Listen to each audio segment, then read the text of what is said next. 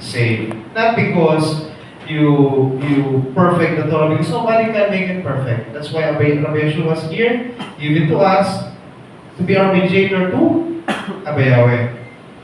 And also, one of their favorite verses, when you can see Ephesians chapter 2, verse 8 to 9.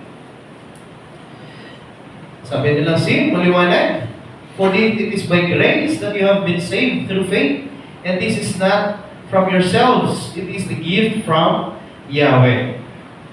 It is the gift from Abba Yahweh, not by the works, so that no one can boast. Ibig po kasi sabihin dito by works, ibig sabihin, there are lots of people who tawag nito, according to what they think, that because if they perfect the Torah, they will receive the salvation. And others who cannot perfect the Torah, they will not receive the salvation. Some of them boast in those things. Oh, I'm so perfect. That's why Abba Yahweh gave us salvation not because of our works, but our faith through Yeshua. But receiving this salvation, it comes with the instructions of Abba Yahweh. Later, makita pa natin na sinasabi dito, ano ba itong works na sinasabi? Later, we will dig a little bit. What are these works na sinasabi po dito? And for the next slide, ito pa natin.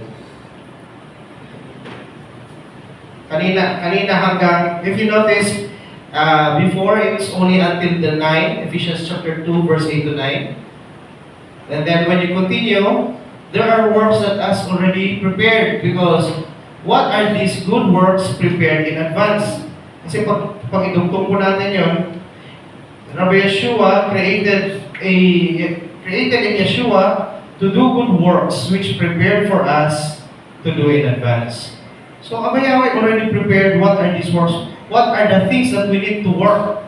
No? When we already received the faith through Yeshua, there are already works prepared for us in advance. And the question is, what are these works? Could it be random? Like when you are only being kind, just good to your friend, to your neighbor, is that it?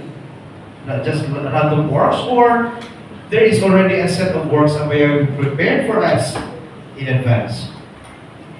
So dito, sa next slide po natin, makikita natin that if good works were random, kumbaga, ano na siya, depende sa atin in our own definition. If we define this as good work, then that's it. No. Sabi dito, everyone could define righteousness differently. Yeah. In other